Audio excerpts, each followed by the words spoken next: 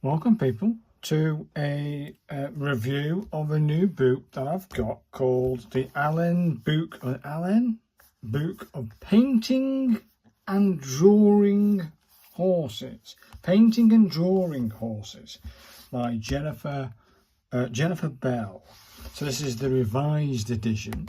Either way, I thought, over the past month, I'd say month, maybe 2 months of doing calligraphy and bits and bobs, I thought when I did this book, 3 hours a day, that concept of doing something new that you've never attempted or even tried ever, so Spencer was brand new, I thought, could I take that concept of 3 hours a day into something else that I've always wanted to learn? And I've always wanted to learn how to paint and maybe even draw and paint horses. So let's take a closer look at this guy. This book. I'm going to flick through it, and it's not what I expected. It's not really. This tells you about introduction and bits and bobs. Nothing really fancy there. No really instructions. Instructions, basic shapes. This is where we get like the basic shapes. That's great. There's 1, there's 2, there's 3, and it sort of bypasses the legs. You sort of got you got to sort of ad-lib the leg. That's a great, nice shape. What were these? How do you form them? How do you know to go? You know what I mean? So it's a bit thingy on that side of it. So you got to sort of just keep practicing and going for it and trying. And then you've got like the different stages over here. This is the instructions, So this is the basic shape of a moving horse. This is a trotting horse or a Shetland pony type of thing. This is like a racehorse type of thing or something. And that's a foal. And you're following these like basic shapes. That's great. This page, good. I like it.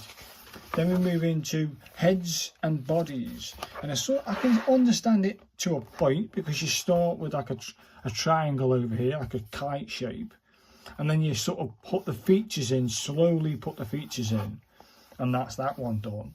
I suppose this one you're looking at, it's finding that shape and the rhythm, but again, the instructions for it ain't that great. When a sense of, if you're a child trying to draw these, I think you're going to find it hard. I'm going to find it harder when an adult, and I've got an art diploma, so I'm going to find this difficult. So it isn't going to be easy. That's my worry, making my horse look like that, a wooden horse. So heads and bodies. Then we got copying, tracing, and details. Again, we're not giving like. Yes, you're giving the body framework, but then we aren't given how to draw eyes. We aren't given a step-by-step process. Again, over here, the hooves, the bones, etc., etc. We aren't given a step-by-step process. We're given some lovely sketches that look great, but it doesn't show me how to start sketching those things. So again, it's about ad-libbing off your own back. Then we move into movement of the horse, and again I'm getting it. You got these basic shapes. You got to put them basic shapes into the movement of the horse that you're copying, or a photograph, whatever. And you're putting the basic shapes in first. Then you're putting the details. You're fleshing it out. You're putting the details in. Fair dues. But it doesn't show you how to do it. It just shows you these basic shapes. I suppose every starting point is that. You know what I mean? And then you start, it's more practice, isn't it? It's practice. That's what the book says anyway.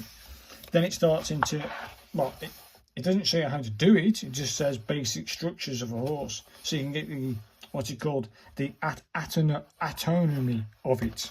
The structure of the horse. That's about what it is. And not much tutorials in how to draw or paint it yet. Then it's got black, white and colour. Again, we're not actually teaching us how to apply the colour. We aren't saying watercolours, we aren't saying what brushes to use, we aren't doing a step-by-step process. It's just black, white and colour. That's it. There's no instructions, one to draw the horse or paint the horse. Then you got ancestral horses. So again, it goes into breeds and things like that, which actually isn't helping me. It isn't helping me to painting and drawing. But either way, let's move on. We go into riders. That's it. I've done. Oh yeah, we do a little bit of that. The head again. If you look at the breeding now, what's that telling me about drawing or painting? Nothing. The herd is telling me nothing about painting or drawing. Foals, again, we're not actually teaching me how to draw a foal or paint a foal. That's gone. Riders, okay, we've got movement, etc. You can use these as a starting point for your drawing, maybe, but again, not a step-by-step process. It's not what I expected. Then we go on track, which were, again, no tutorials on painting and drawing, no painting and drawing of harnesses. No, sports, again, no step-by-step process. Backgrounds, well, whoopee-doo for that one. Yeah, again, no instructions. Even behaviour, again, no instructions at all. Oh, look at this, portraits. You can do a grid style. Whoopee-doo. So that one page in portrait. Whoopee-doo. But it's still good as a reference guide and a good reading material to give you some inspiration. These are cartoons. They're talking about horses in cartoons, which is fair dues, you know what I mean?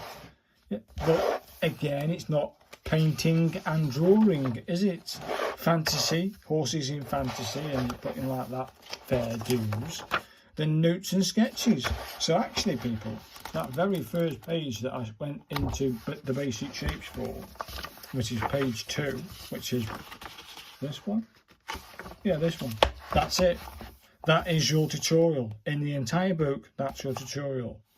Yes, it's a good starting point for me to use and maybe delve into more practice. I'm going to have to start looking at other sources on the internet to pull this one off. Do you know what I mean? I'm just going to have to. But either way, do I rate this as a tutorial book to teach you painting and drawing horses? No. I'm not even gonna put a link down. Maybe I could put a link down there, then you can go get it yourself, because there is some good bits in it. There's some good reference images, and you can see how they sketched it. Maybe, you know, there is some bits in there. But either way, people, I'm going to be trying my hand at drawing and painting horses. Drawing and painting. Because you don't start painting and then drawing, do you? It should be drawing and painting horses, but that's my English. So yeah, so in the next few days, you should see day 1, drawing and painting horses. Okay, drawing and painting horses. So I'll look forward to showcasing that. And thanks very much for watching this video and watching this review. I will give a score of 4 out of 10. If I go on Amazon and write a review for it, I'm going to give 1 star, maybe 2.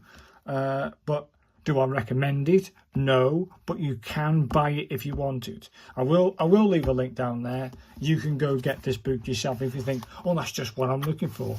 Everyone's different, but for me, it's a good reference guide and a good starting point. That's what I think it is, a good starting point. So thanks, guys, and I'll see you in the next one. Bye now.